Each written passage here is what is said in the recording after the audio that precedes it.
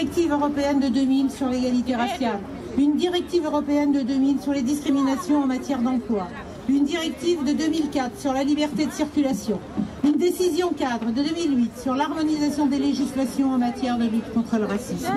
Et maintenant, un cadre européen pour les stratégies nationales en faveur des Roms, adopté le 5 avril 2011, dont le premier bilan a été tiré le 21 mai 2012 dans le cadre d'une communication de la Commission remis au Parlement européen et qui est intitulée « Un premier pas dans la mise en œuvre du cadre de l'Union européenne ».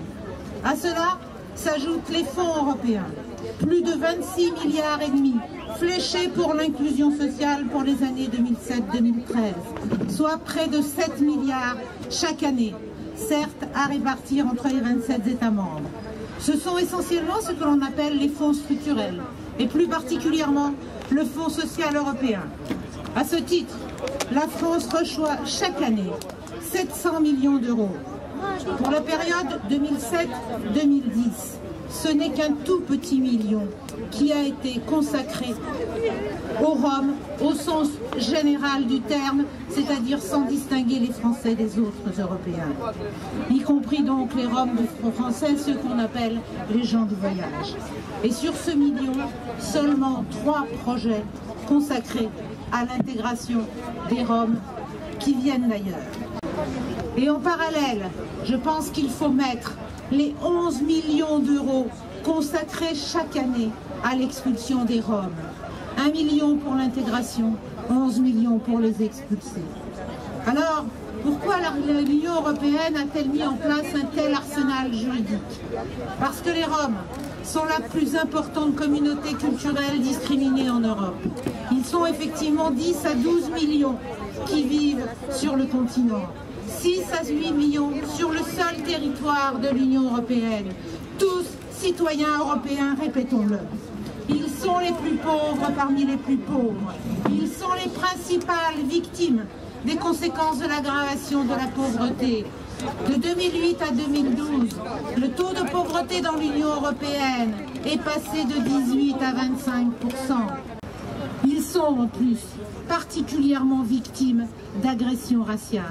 Et 80% d'entre eux n'osent même pas aller porter plainte parce qu'ils se demandent toujours comment ils vont être reçus par les services de police qui eux aussi pratiquent la discrimination. Alors oui, l'Union européenne a mis en place, sous la pression du Parlement européen, un cadre européen pour les stratégies nationales d'intégration des Roms. Cette stratégie est axée autour de 4 principaux axes: emploi, logement, santé, éducation.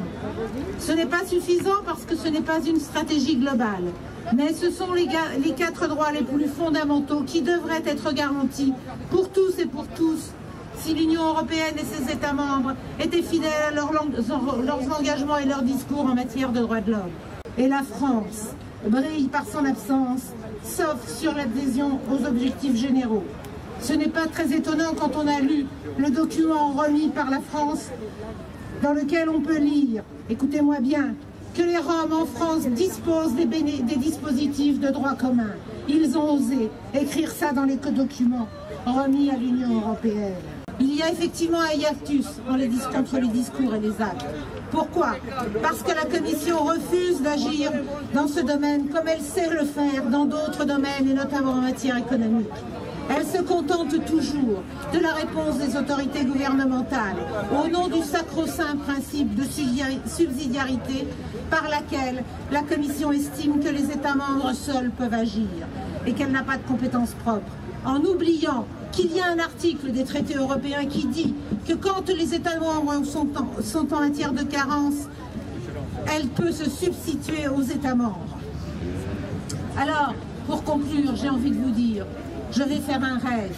Je rêve que la Commission soit aussi efficace en matière de discrimination qu'elle sait l'être en matière économique et notamment en matière de droit de la concurrence. Qu'elle enclenche des procédures de sanctions qui ne se limitent pas à vérifier la simple transposition des textes européens dans le droit national comme elle l'a fait avec la France, mais qu'elle s'appuie sur ce qui passe concrètement sur le terrain dont nous sommes tous témoins chaque jour. Ainsi, l'Union européenne pourrait être digne de son prix Nobel, car ce n'est pas le cas aujourd'hui, comme en témoigne le nombre croissant de condamnation de la Cour européenne des droits de l'homme et du Conseil de l'Europe.